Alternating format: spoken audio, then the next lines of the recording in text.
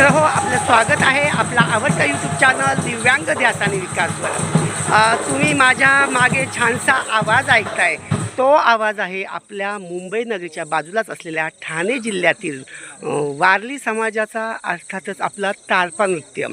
CTEF म्हणजे अर्थातच council for teachers education foundation आणि यशवंतराव चव्हाण महाराष्ट्र मुक्त विद्यापीठ यांच्या विद्यमाने इथे एक कॉन्फरन्स आयोजित केलेली आहे, ज्याच्यामध्ये इन्क्लुझिव्ह एज्युकेशन या संदर्भात मी आज सकाळी पेपर प्रेझेंट केला आणि आज संध्याकाळी खरं तर या सगळ्या टीचर्स लोकांसाठी, सगळ्या एज्युकेटर्ससाठी ह्या यशवंतराव मुक्त विद्यापीठाच्या प्रांगणामध्ये एक छानसा कल्चरल ॲक्टिव्हिटीचा म्हणजे अर्थातच सांस्कृतिक कार्यक्रम आयोजित केलेला आहे।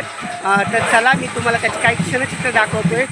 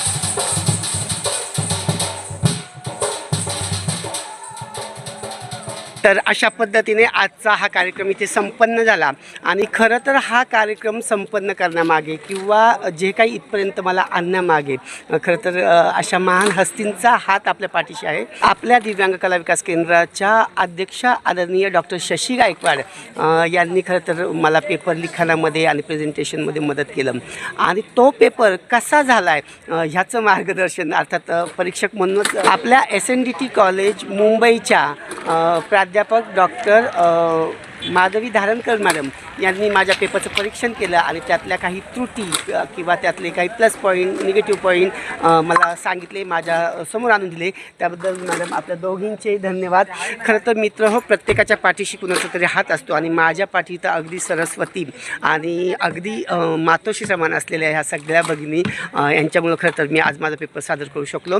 धन्यवाद मित्र हो। आपल्या या दिव्यांग कला विकास केंद्राचा प्रवास किंवा माझं दिव्यांग क्षेत्रातलं कार्य हे असं सतत सुरू राहणार आहे। समाजातले असे अनेक लोक मला नेहमीच मदत करत असतात।